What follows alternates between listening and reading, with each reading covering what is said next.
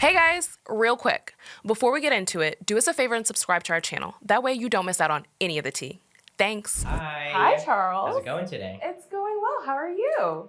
Sipping my coffee, ready to talk about some tea as you sip your tea. As I'm sipping Is it my pumpkin tea? No, it's orange. It's orange spice. Because we're in October, right? We're getting into October. Do you we're like getting to pumpkin fall. spice? I actually don't know. hate pumpkin Me too. spice. Yay! I mean, look, you leave me hanging. I'll eat like pumpkin bread. Yeah.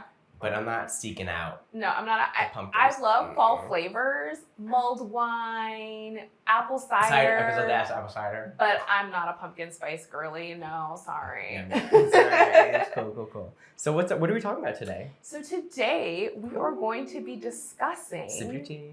Our dear Mayor, LaToya Cantrell, and her last 90 days in office. Yep. So the countdown is on. This episode will drop after we get a new mayor, but you and I are recording it before the election, so we don't know who that new mayor is or if we even know yet, because we could potentially have a runoff.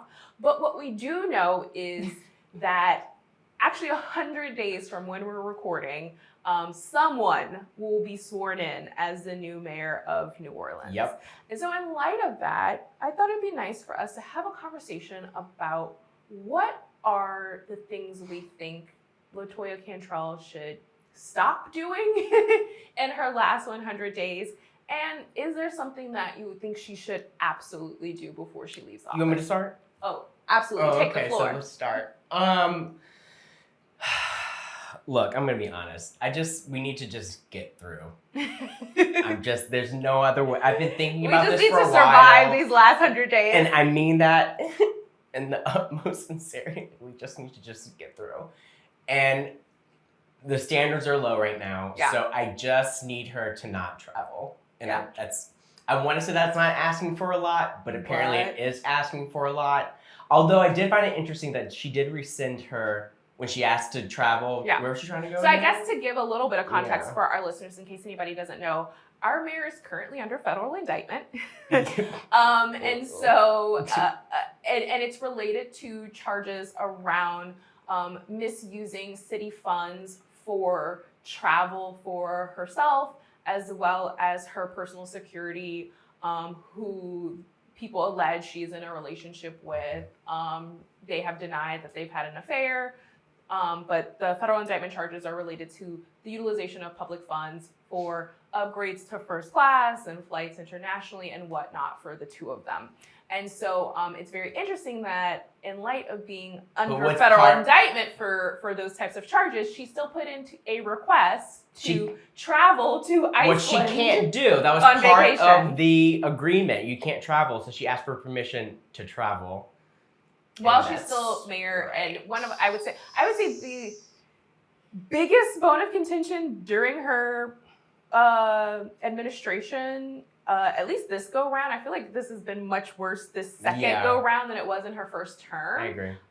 Has been her travel, especially the amount of international travel that she has done. So it's very interesting that even in the waning days of her second term, she is still intent on traveling. Yeah.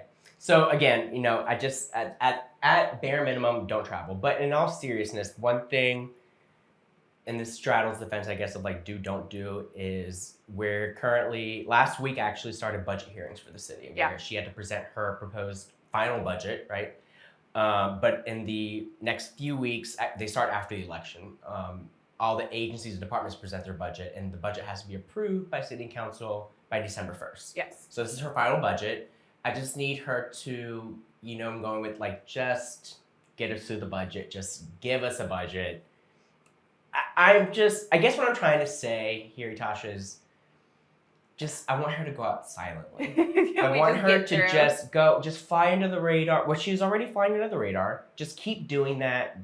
We just want to get through it in transition. Yeah. And I know I can come off like it's flippant about this, but I want to just get through October, November, December, and be done with it. So it's not an overly complex answer. I think it's a simple answer. I just want us to just get through it. Yeah. What about you?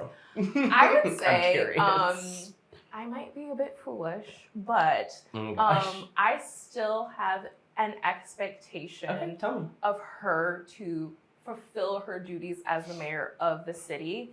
And I would say my number one thing of her to stop doing is traveling. I agree.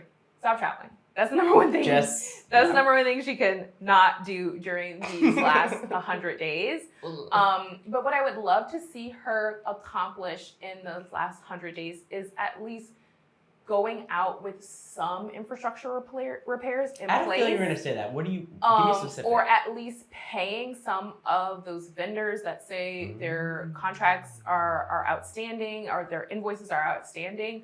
I would say, especially considering that she is under federal indictment. You know, you are a sitting mayor of a major city in the U.S. and the end of your term will be clouded with these federal charges.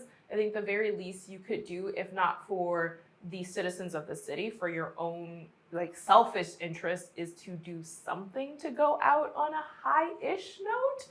I don't have a lot of faith that she will, but that's what I personally would love to see is even if it's just ticking those boxes for the sake of her own ego or legacy or how she'll be remembered, to at least get a few of those things done in those last 100 days. And I feel like it's not a huge ask, but apparently it has been, because those are things that have remained undone in the city. Do you think that, I mean, let's be honest, do you really think that she will announce some type of, you know, whether October, November, December of, we're going to wrap up this project, or announce, you know, think about it, like, I think a month ago they announced they were starting the municipal auditorium. Yeah. Right? I mean, that's technically at the end of her mayorship, right? So do you think there'll be any major completion of something, you know, where, just what does that look like to you? I don't, Infrastructure. like, yeah, I mean, I feel like. The Julia light. I'm gonna actually stand on this. I don't think that light will be fixed before she leaves office. Should we take that? Do we want to? Do we want to? Maybe I'm not normally a gambling woman, but like that is actually a bet I would take that is not gonna be fixed. Maybe the goal should be just at least have all the red lights functioning. Can we aim for that? Yeah, I mean, I would love to see that, and not even all the red, like if the lights in downtown New Orleans. Etosha, this is bad. Let's we get can't even really like into aim it. high here. The lights in the CBD. Yeah, I don't have a ton of faith that a big major project will get done. I also get the impression that both she and her staff are kind of just in a position of, as you kind of said, like just trying to get by. Yeah, like, let's just get through. Let's just get across the finish line. Yeah, that's a good way to put it. And she's got, you know, obviously bigger things to worry about now, because regardless of what happens in her last 100 days of her administration, she has a federal case that she has to be up against, and I'm sure her focus is on, you know, maintaining her freedom and, proving her innocence in that regard. So I think it's a big ask to expect something big. Or how do I want to phrase this? You know, when people in politicians or people in positions of power go out, there typically is like this idea of a legacy project. Yeah. Can you think of something that we identify with her as her signature legacy project, or maybe something that will ultimately, you know, she has done this for the city and this is that we think was successful, or just did. You know, this came to the top of my head. I can't think of the mayor. Was it in the 50s who built City Hall? Right. Like that was his legacy. A city hall. Is there a legacy project, whether that's infrastructure or construction of something, that we associate with her? No, I think what's really unfortunate when it comes to Mayor Cantrell is what is associated with her is controversy. Yeah. I think that when people look back on these, and what's really unfortunate is like it's really just her second term. I feel like while she wasn't necessarily like, oh my God, the most stellar mayor we've ever had, I feel like her first term was pretty, you know, middle of the road. And well, she was in office a little bit, and then the pandemic hit, so we can't really judge a normal mayorship. But in some regard you can, right? Because the other side of it is, and then the pandemic hit, and you had to guide the city through this major, which I think she did, I think part of the reason why she was able to win a second term, part of the reason why she was able to fend off the recall campaign. I forgot about that. Whoa. The success of her guiding through the city You're through right. I agree. The COVID pandemic.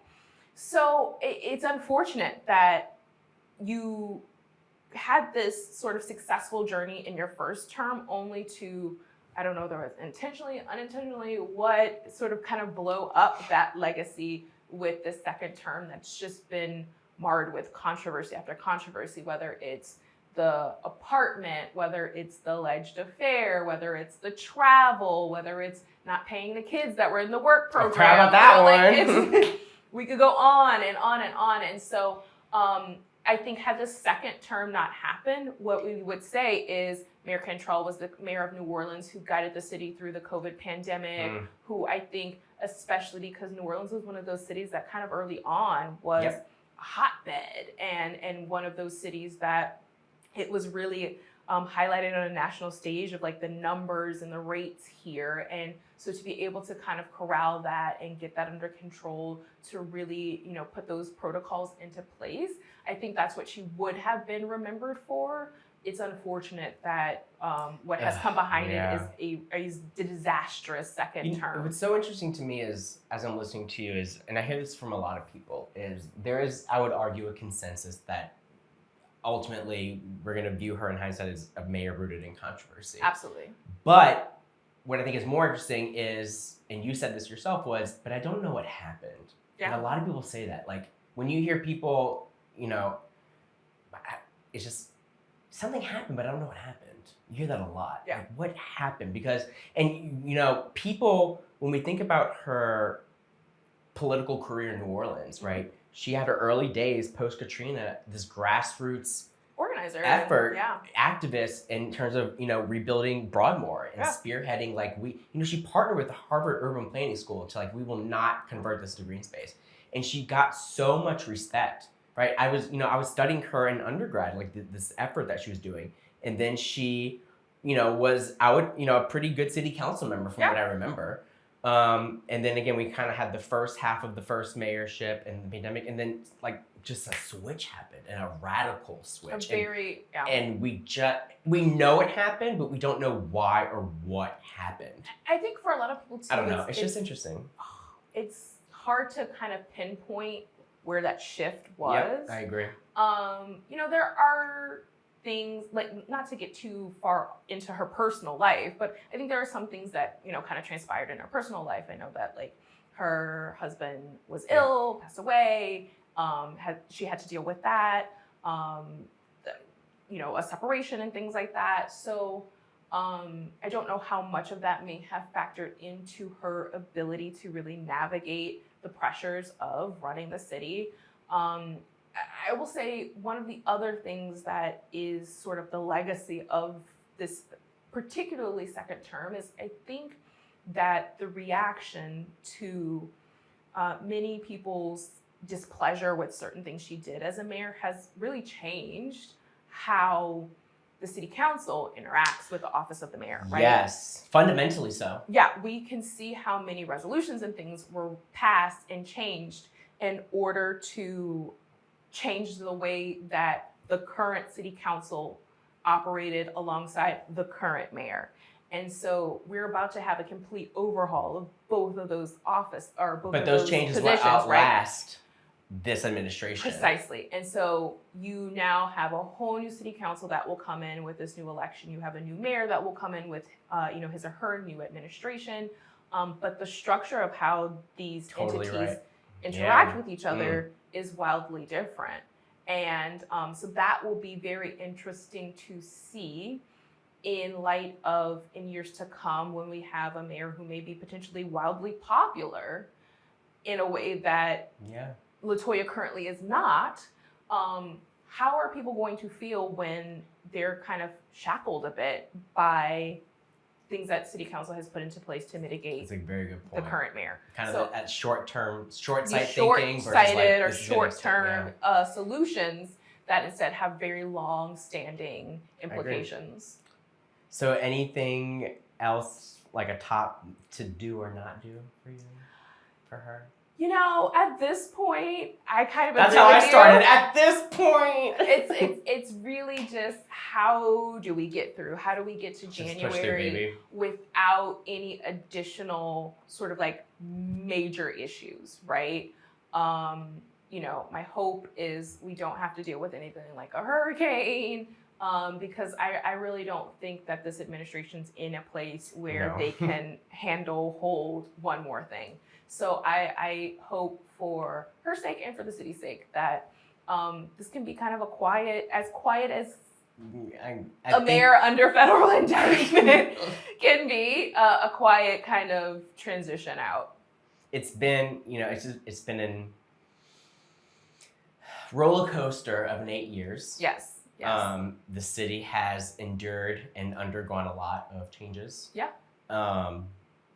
Not even to mention the pandemic, pre and after pandemic. So again, we are at a very critical juncture right now in terms of where we're headed forward in the city. But all that being aside, you know, there's a craving for change, right? Absolutely. And so it's just going to be interesting as we kind of go through the winding few days of this and then transition to the new one, and where people kind of like, what's the temperature check on where people feel, right? Yeah. So, I'm definitely very interested to see how, as she makes her way out, how people are reacting.